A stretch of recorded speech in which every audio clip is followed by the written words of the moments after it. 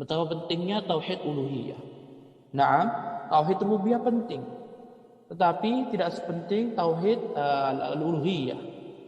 Karena tauhid rububiyah sudah diyakini oleh seluruh orang, seluruh makhluk yang tidak menyimpang fitrahnya, mereka semuanya meyakini tauhid rububiyah. Harus mengesahkan Allah SWT dalam perbuatan Allah. Tidak ada yang menyamai Allah SWT dalam perbuatan-perbuatan Allah. Tidak ada yang bisa menciptakan, tidak ada yang bisa mematikan, tidak ada yang bisa berikan rezeki kecuali Allah SWT. Nah, di sini para ulama menjelaskan bahwasanya tauhid uluhiyah merupakan pertama kali agama dan akhir agama, yang nampak dan yang batin. Dan tauhid uluhiyah ini, ikhwati fillah azanallahu wa iyyakum, itu sejak dahulu, sejak Nabi Adam diciptakan sampai hari kiamat, dia berdiri terus. Ya. Dan tauhid uluhiyah ini memiliki peranan penting, memiliki manfaat. Ya, beberapa urgensi yang dimiliki tauhid uluhiyah. Yang pertama, annahu li ajlihi khuliqatil jinn wal insu. Diciptakan jin dan manusia tujuannya untuk mentauhidkan Allah SWT di dalam semua ibadah. Dan mereka tidak bisa mengetahui ibadah kecuali melalui petunjuk Rasul utusan Allah SWT. Allah memberikan utusan kepada jin, Allah memberikan utusan kepada manusia. Yang utusan Allah tersebut, merekalah yang memberitahu kepada bangsa jin dan manusia agar selalu mentauhidkan Allah SWT.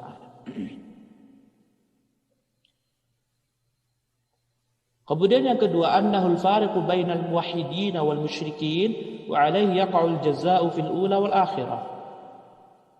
Bahwasanya tauhid uluhiyah merupakan pembeda antara orang yang mentauhidkan Allah dan orang yang menyekutukan Allah Subhanahu wa taala.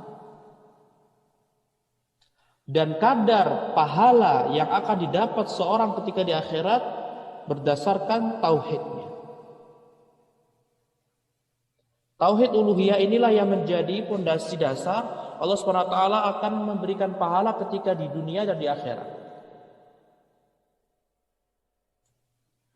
Lihatlah bagaimana Rasulullah SAW membedakan orang-orang jahiliyah dengan para sahabatnya yang sudah masuk Islam. Rasulullah SAW membedakan orang yang mengucapkan la ilaha illallah dengan orang yang hanya mengakui Allah yang menciptakan, Allah yang memberikan rezeki, Allah yang mengatur segalanya. Rasulullah SAW memerangi mereka, orang yang tidak mengucapkan la ilaha illallah, sebagaimana hadis-hadis yang telah kita sebutkan sebelumnya. Nah, yang jim, annahu li ajlihi ursilatir rusul wa unzilatil kutub idh huwa khulasa da'watir rusul. Bahwasanya tauhid uluhiyah inilah tujuan diutusnya para rasul dan tujuan diberikannya kitab-kitab Allah SWT. Para rasul yang diutus oleh Allah setiap umat, mereka semuanya membawa risalah tauhid uluhiyah, mengajak orang-orang menyembah hanya kepada Allah SWT. Tidak boleh menyekutukan Allah SWT dengan hal apapun. Diturunkannya kitab-kitab suci itu tujuannya mengajari manusia, memerintahkan mereka, mendidik mereka agar selalu mentauhidkan Allah SWT dan tidak sama sekali menyekutukan Allah SWT. Lihatlah Allah SWT berfirman dalam surat An-Nahl ayat 36. Walaqad ba'atsna fi kulli ummatin rasulan an i'budullaha wajtanibut taghut. Dan sungguh Allah SWT telah mengutus setiap umat seorang rasul. Seorang rasul, lihat di sini ummah, setiap umat, baik kalangan jin dan manusia. Rasulan, seorang rasul, utusan Allah SWT. Tujuannya apa? Apa visi misi mereka? Ani'budullah, dalam kalian mentauhidkan Allah, kalian menyembah Allah SWT. Wajtanibut taghut, dan menjauhi taghut. Di antara perkara taghut adalah kesyirikan, berbuat syirik kepada Allah SWT, menjauhi ketaghutan. Lihatlah, semua rasul yang Allah SWT utus, dari rasul pertama Nabi Nuh alaihi salam hingga Nabi Muhammad SAW, semuanya memiliki visi dan misi sama, mentauhidkan Allah Subhanahu wa taala dan menjauhi kesyirikan. Dan juga ikhwati fillah azanallahu wa iyyakum, Allah Subhanahu wa taala berfirman dalam surat Al-Anbiya ayat 25. "Wa ma arsalna min qablika min rasul illa nuhi ilaih annahu la ilaha illallah la ilaha illa ana fa'budu."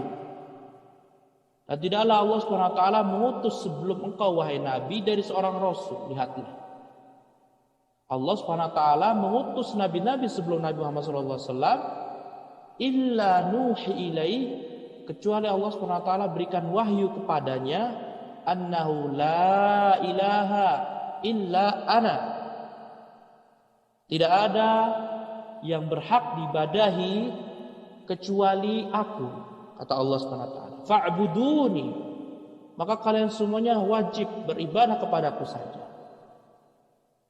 Lihatlah, visi dan misi para rasul semuanya sama. Visi dan misi para rasul mereka semuanya sama, yaitu mengajak umat Islam untuk selalu mentauhidkan Allah dan menjauhi kesyirikan kepada Allah Subhanahu wa taala.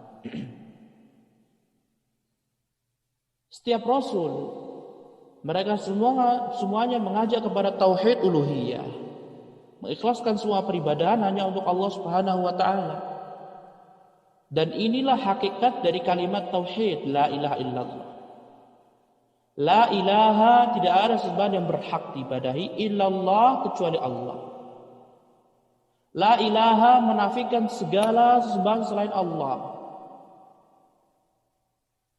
Illallah, dan menetapkan sesembahan hanya milik Allah Subhanahu wa taala.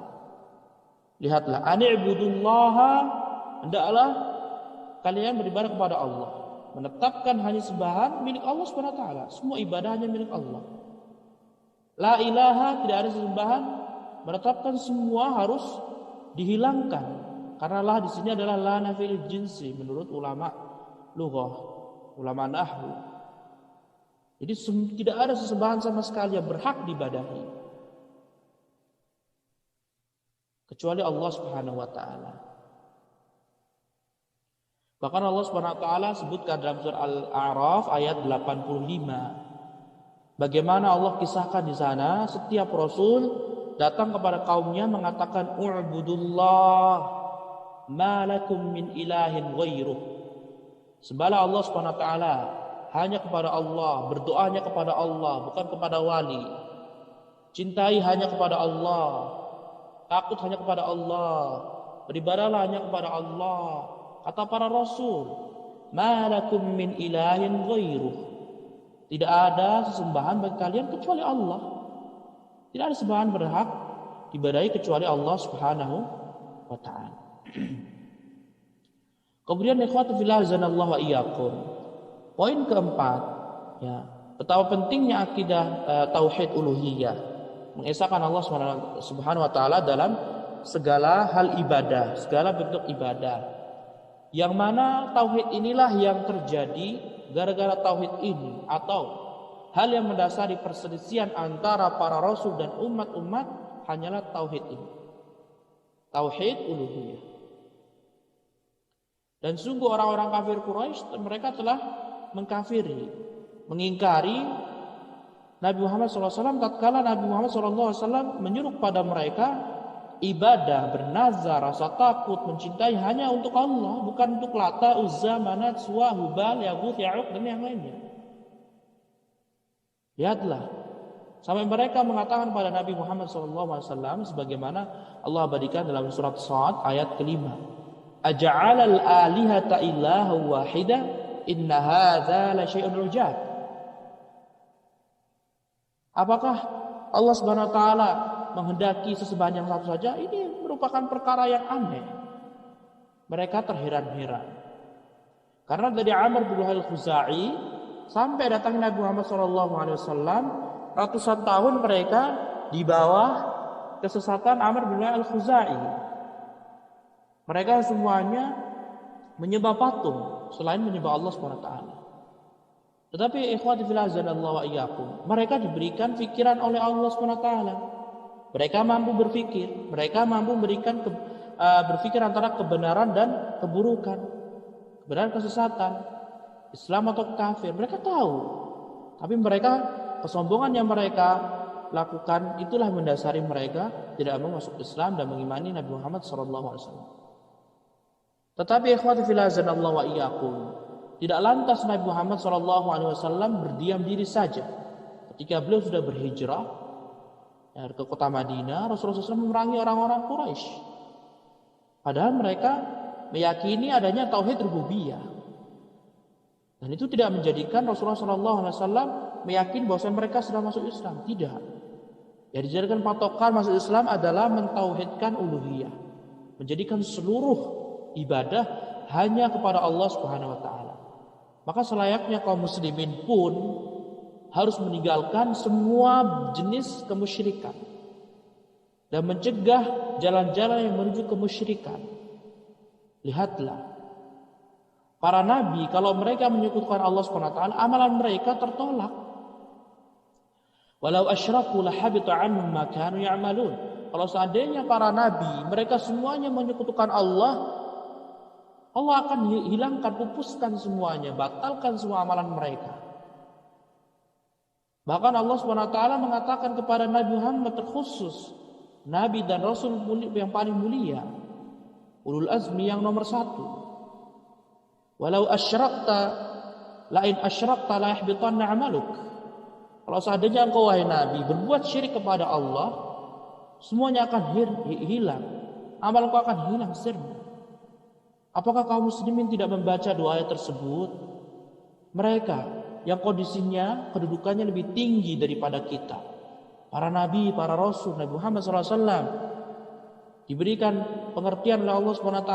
Jika kalian menyekutukan Allah, berbuat syirik kepada Allah, dalam hal apapun itu, berdoa kepada selain Allah, meminta pertolongan kepada selain Allah, meminta diberikan kesehatan, rezeki kepada selain Allah. Kalau kalian meminta kepada selain Allah, maka semua amalanmu akan hilang. Maka akan percuma sholat 5 waktu kita selama berpuluh-puluh tahun. Maka akan percuma berpuluh-puluh tahun ngaji kita, menuntut ilmu kita, bersedekah kita.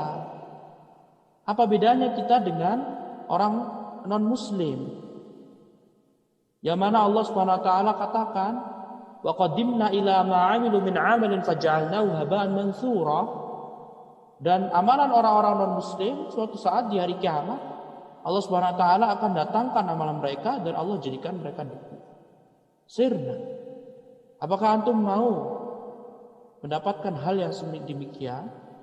Maka fokuskanlah, maka curahkanlah perhatian antum wahai kaum muslimin untuk selalu mentauhidkan Allah Subhanahu wa taala. Dan ingatlah sabda Rasulullah SAW, bahwasanya tidak akan terjadi hari kiamat sampai umat Islam menyembah seperti apa yang disembah Abu Jahal dan yang lainnya. Maka selayaknya kita, bagi orang yang sudah mengenal manhaj salaf, mengajak kaum muslimin yang lainnya untuk selalu mentauhidkan Allah Subhanahu wa taala, menjauhi kesyirikan dan syirik, menduakan Allah Subhanahu wa taala, tidak mengesahkan Allah dalam hal ibadah. Sampai detik ini masih terjadi dimanapun, bahkan di beberapa tempat negara Islam pun masih terdapat kesyirikan. Betapa banyak kesyirikan yang telah merajalela.